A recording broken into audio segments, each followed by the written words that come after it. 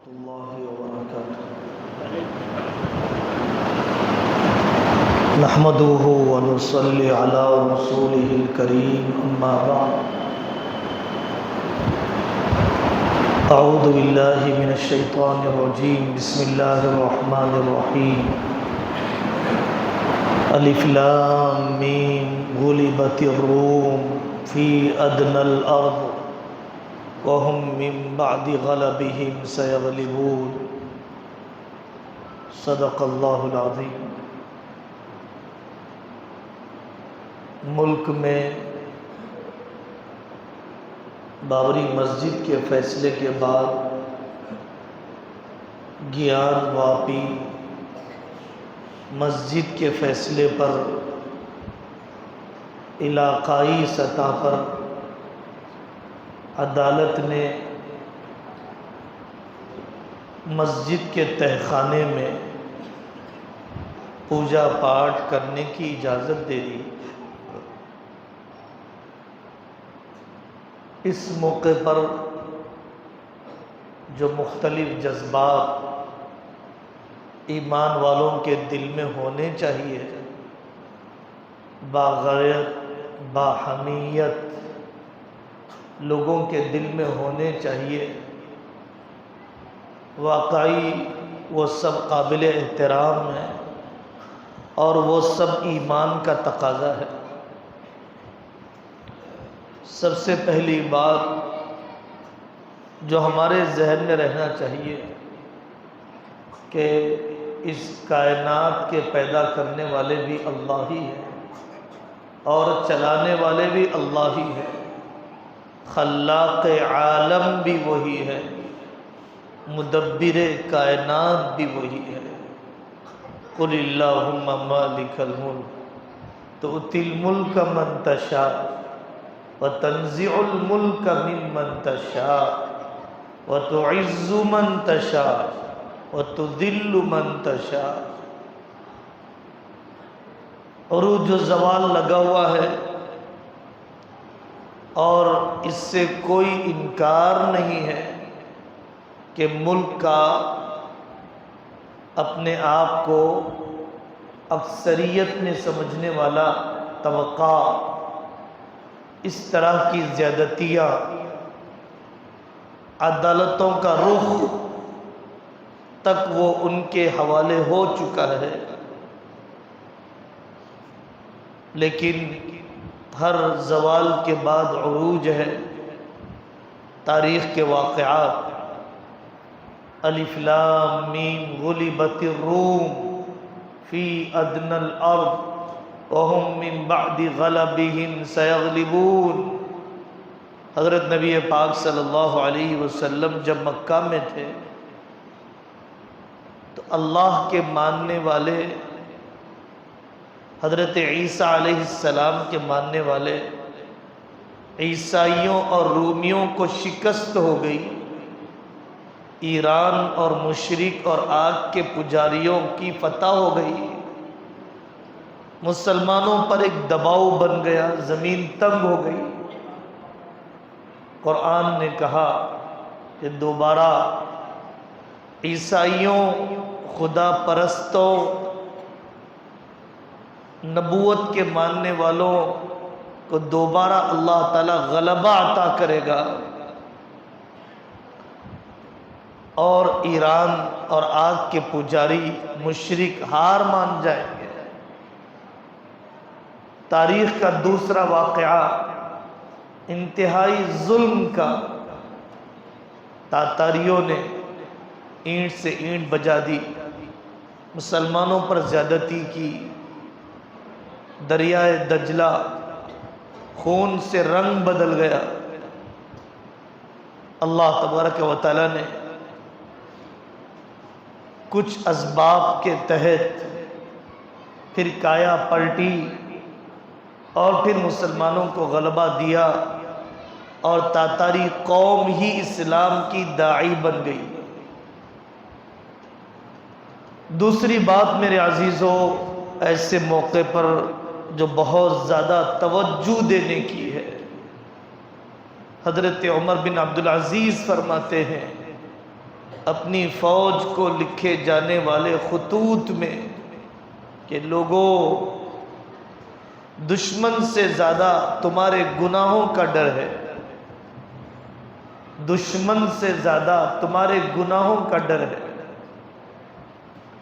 ہم اپنے دشمن پر فتح پا نہیں سکتے ہیں جب تک کہ ہم اپنے گناہ سے توبہ نہ کر لیں۔ ہم بھی گناہ میں ہیں، دشمن بھی گناہ میں ہے، تو غلبہ اس کا ہوگا جس کی تعداد زیادہ ہے، جس کی قوت زیادہ ہے۔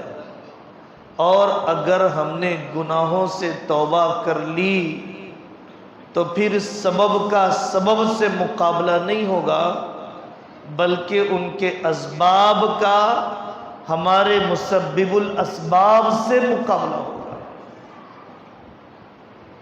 اسی وجہ سے ہمارے بعض بزرگوں نے آج پورے ملک میں استغفار اور توبہ کا دن منانے کی ترغیب دی ہے کہ ہمیں توبہ کرنا چاہیے اپنے گناہوں سے اور استغفار کی کثرت کرنا چاہیے۔ تیسری بات، صبر بزدلی کا نام نہیں، صبر خاموشی کا نام نہیں، صبر دانش مندانہ منصوبہ بندی کا نام ہے۔ صبر ٹھنڈے دل سے حالات کا تجزیہ کر کے اپنے اعمال کو درست کرنے کا نام ہے۔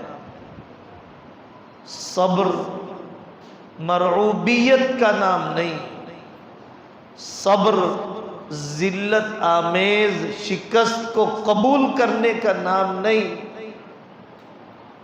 صبر ہم نے اجتماعی اور ملی اور تعلیمی، سماجی، اخلاقی میدان میں جو ہم نے کوتاہیاں کی ہے، ان کوتاہیوں سے توبہ کر کے ان سارے میدانوں میں پیش رفت، ان سارے میدانوں میں حقیقی تبدیلیاں لا لینے کا نام ہے۔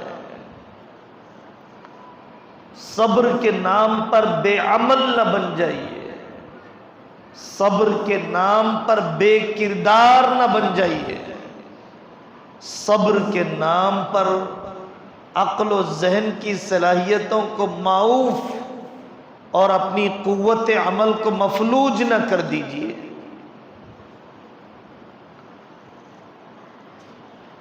چوتھی بات، واقعی جو کوتاہی ہم سے اس ملک میں ہمیشہ ہوتی رہی ہے وہ ہے اسلام کا تعارف، وہ ہے توحید اور رسالت اور آخرت کا تعارف۔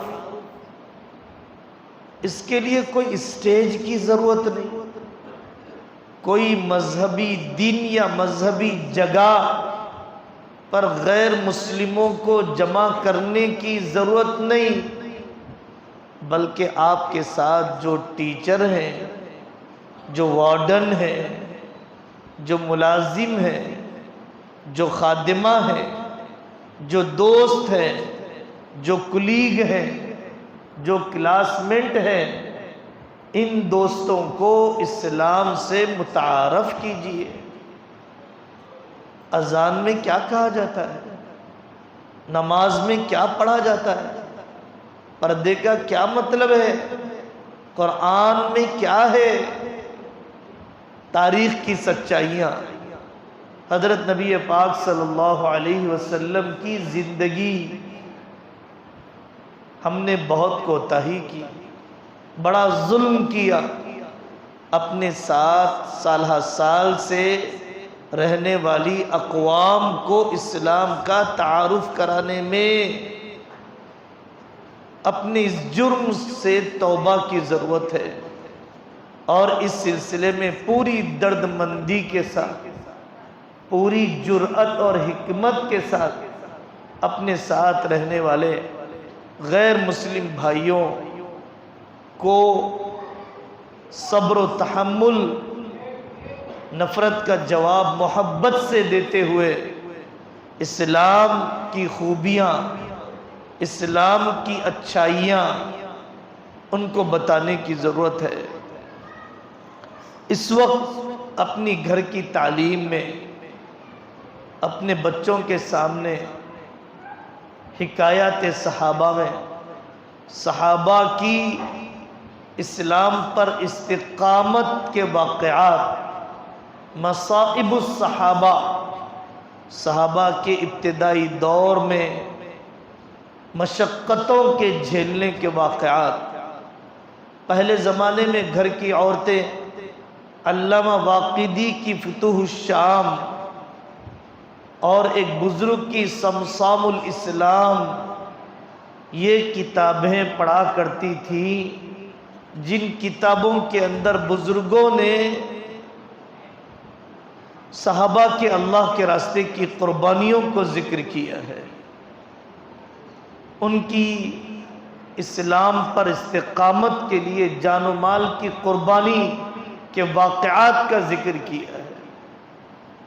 اور آخری بات، قانونی دائرے میں رہتے ہوئے، ممکنہ کوششیں کرتے ہوئے، ڈیموکریٹک ویلیوز کا احترام کرتے ہوئے، پرسلہ بورڈ کو اور دیگر اکابر کو جو کرنا چاہیے وہ کر رہے ہیں۔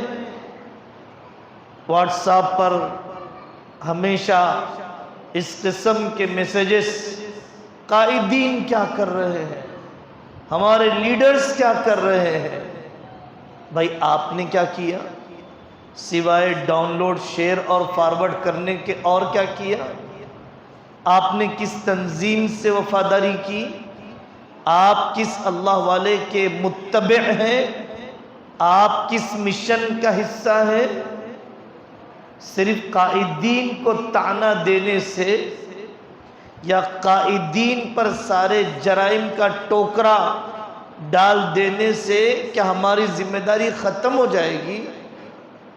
گیان واپی، بابری مسجد نہ صحیح، میں نے آپ نے اپنے محلے کی مسجد کے لیے کیا کیا؟ مکتب کے ایک بچے کو بڑھا دیا، ایک ووٹر آئی ڈی کارڈ کی کوشش میں حصہ لیا، ایک محلے کے کسی مستحق کی مدد کر دی، یا کم سے کم پوچھ لیا کسی سماجی کارکن اور متحرک عالم دین سے کہ حضرت میں اپنی استعداد اور اپنی صلاحیت کے مطابق اللہ کے گھر کی، کسی بھی گھر کی حفاظت کے لیے میں کیا کر سکتا ہوں؟ وقف کے کرائے کو بڑھا دیا، ماہانہ چندے میں اضافہ کر دیا، کچھ ایک سجدے میں ترقی ہو گئی۔ اصل جو ہمیں اپنے حصے کی ذمہ داری ہے، اپنے قائدین پر پورے اعتماد کے ساتھ اپنے حصے کی کوشش کرنا چاہیے۔ اللہ تبارک و تعالی ہر قسم کی بدامنی اور ناانصافی سے پورے ملک کی حفاظت فرمائے، اور ہمیں جو کرنے کے کام اپنے نہایت تجربہ کار، ربانی، حقانی، تاریخ داں اور دردمند علماء کی طرف سے جو کام کہے جا رہے ہیں، اللہ ہمیں وہ کرنے کی توفیق عطا فرمائے۔ اللہ کی ذات پر یقین، توبہ اور استغفار کا دن، اسلام کے تعارف کی فکر اور اپنے ذہن و دماغ میں بلند حوصلگی اور عزیمت کے جذبات پیدا کرنے والی تعلیم کرنے کی فکر اللہ تعالی ہم سب کو عطا فرمائے۔ وآخر دعوانا ان الحمد للہ رب العالمین۔